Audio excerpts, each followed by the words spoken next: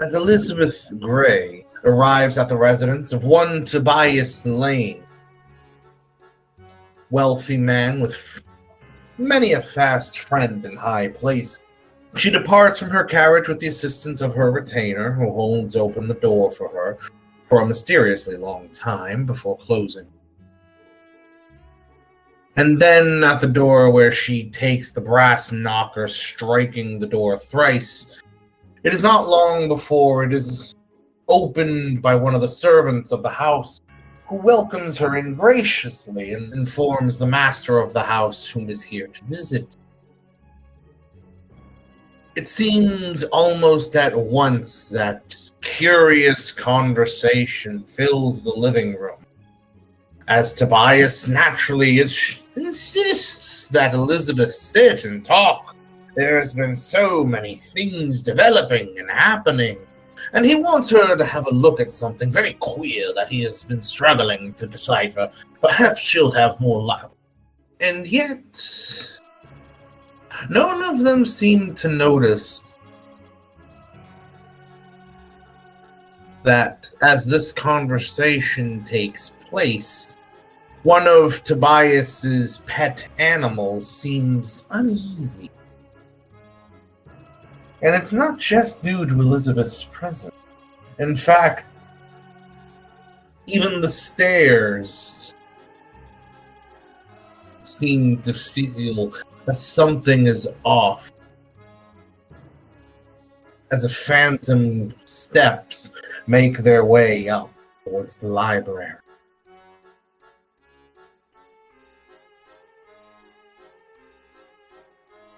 With the smell downstairs of tea and freshly baked pie beginning to fade, especially, thankfully, the erroneous amounts of gravy which have been made to accompany this meat pie, upstairs the smell begins to become that of mothballs and a great deal of cigarette smoke, as the library practically permeates with the stench of it.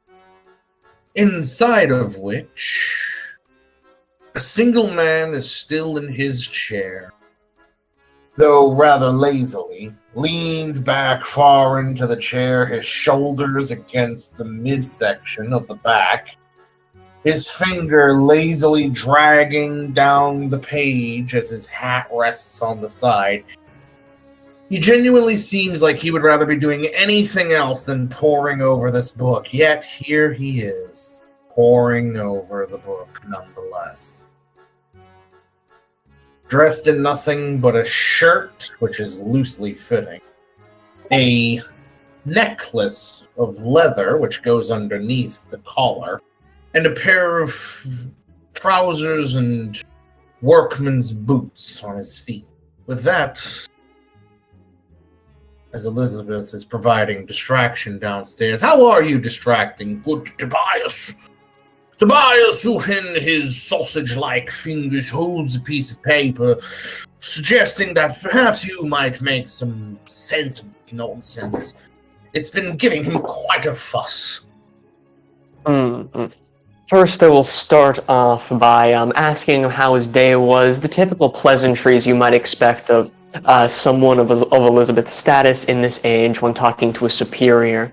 And then after he asks me to look through this thing, I'll be delving deeper into it and begin proposing philosophical queries based on the information within. All, of course, while keeping the signature Elizabeth charm. A good bit of distraction, the question posed. Tobias has always been one to enjoy good chit-chat.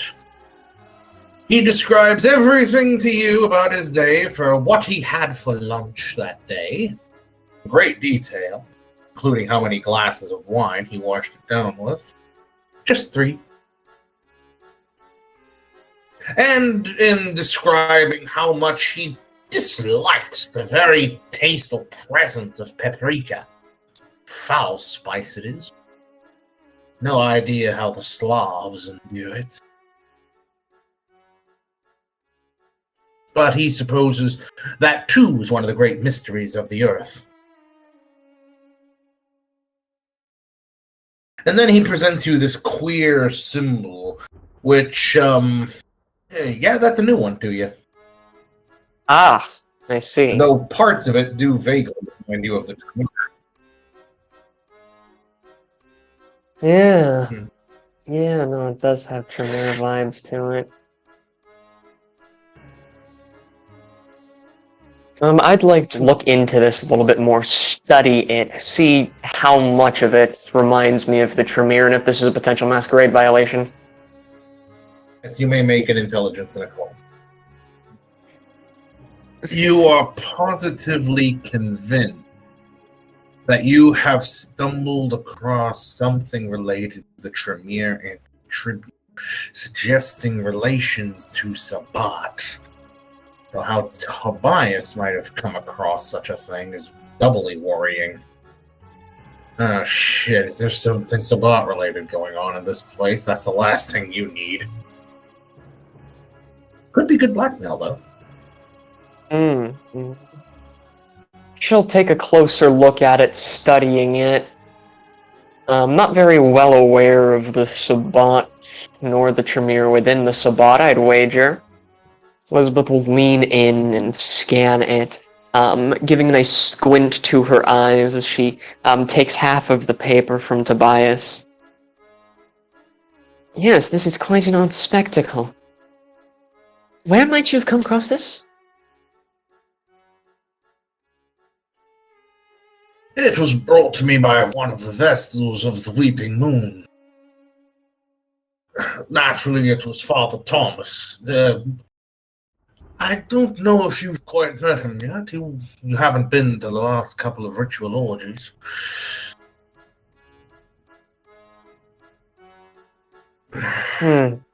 Yes, I apologize for that. I've been quite busy with my own stuff, collecting my own research and whatnot. When might the next one be?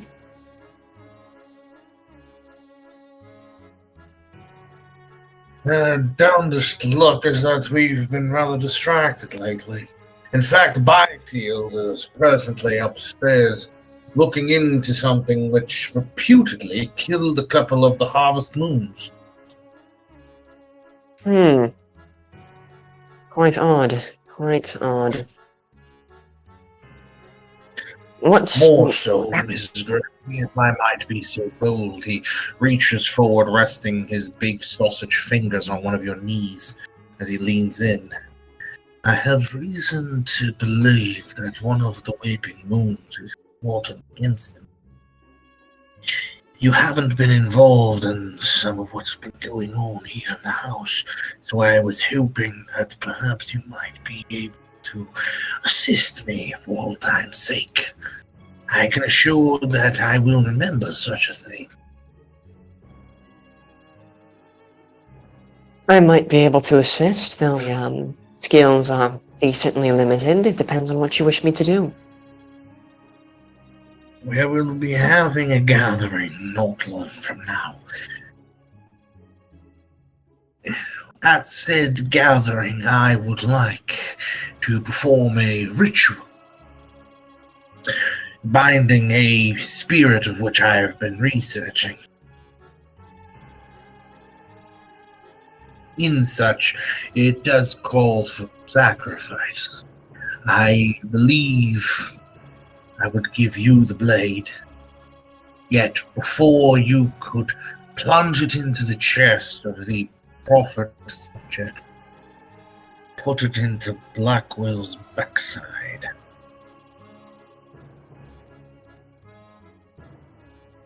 This can be arranged. He motions over one of the servants, who brings with her a cautious step as she approaches. He leans out and takes from her a pin that she's holding, grabbing it from her hand and shooing her away out of earshot before he begins to take that same piece of paper he loaned you and on the back of it begin writing a diagram. We'll also rearrange a bit of how we're going to set up the ritual. That way it puts you in a more idyllic position and Black will position to the left. We'll have to keep Mr. Byfield to the offside. I haven't a clue where the man's loyalties lie, but I suggest that he shouldn't be much of a bother. As for Thomas, well, I don't suspect much of him. So I will be keeping him close to me, positioning him here. He marks a spot. In the event that Blackwell does make a final gasp for me, I will have Thomas's sturdy hands protecting me. And you should be able to contend with Byfield should he become too an issue here. And I will have several spirits around the ritual spot which I can use. Hopefully Blackwell won't put up too much of a fuss about it. But I've been looking into his research materials and I begin to have my suspicions that he covets my place as revealer.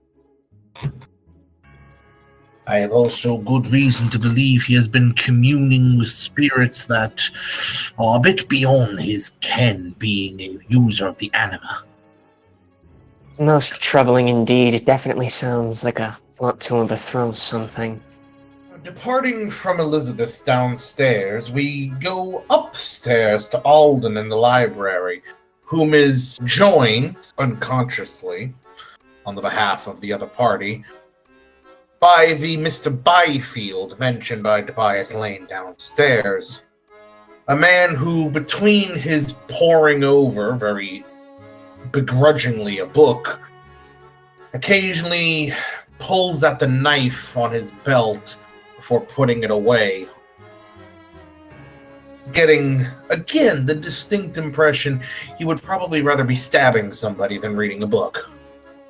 Immediately to your right, there is definitely what you could call a sitting area, including a sizable couch, a couple of sitting chairs on either side of it, one being particularly close to the fireplace, in the center of which there is a small table with a few books piled on them, quite small, as well as behind the couch and chair nearest to you, there is this standing cart of various teacups and plates, arrangements suitable for if there's a need for refreshments and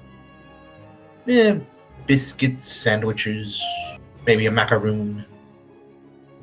Whereas the rest of the walls are almost universally splayed with books upon books, with only a couple of tables in the room with a number of padded chairs, quite nice one, but breaking up the monotony of the space. Out in the open, am I able to identify the book that Elizabeth described? Not from across the room, unless you're using your heightened senses. I would be using heightened senses. In which case, from her directions, you know precisely where the book should be, though, well, it doesn't exactly have a label on it. Alden would start moving while he's coming from being turned around towards the table to back to what he was doing, so that he is a bit more unfocused on his surroundings. Perception and awareness. Well, the room feels stuffy. You get the distinct smell of men's sweat, old tea, sugar gathering a slight bit of mold in one of the cups. And the fireplace is way too warm. And you even see the man in the chair pulling at his collar a little bit to air out his chest. A small bead of sweat beginning to form on his brow. Does it seem like someone's used like magic or like wards? Nah! Okay. I will approach where the book should be. You get the impression of one. It has this black leatherish body to it with this gold-rimmed trimming down its spine. As you reach and grab it, it's not budging. Even without them? Strength, potence, and that. Finally fed up, you wrench the book from its place. It coming up beside the left side of your head, holding it there.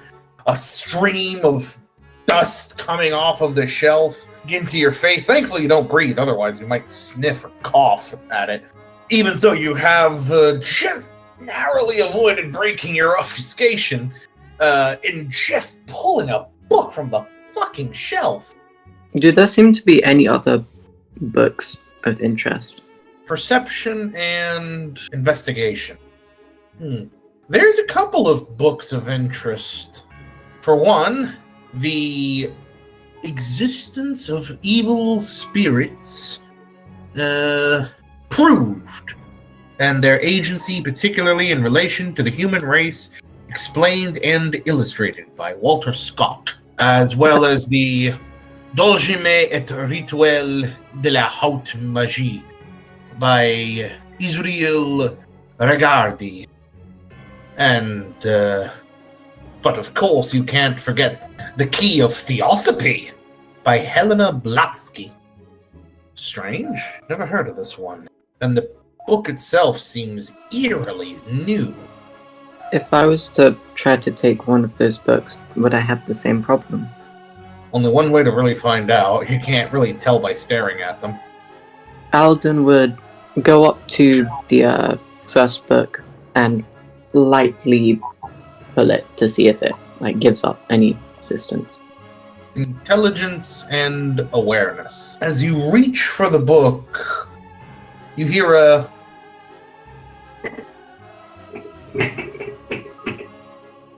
sound. So looking about the room, everything seems to be fine. You give it a slight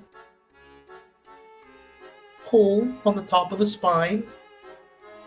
It gives. It's not fighting you. You're not playing tug of war again. But I hear something.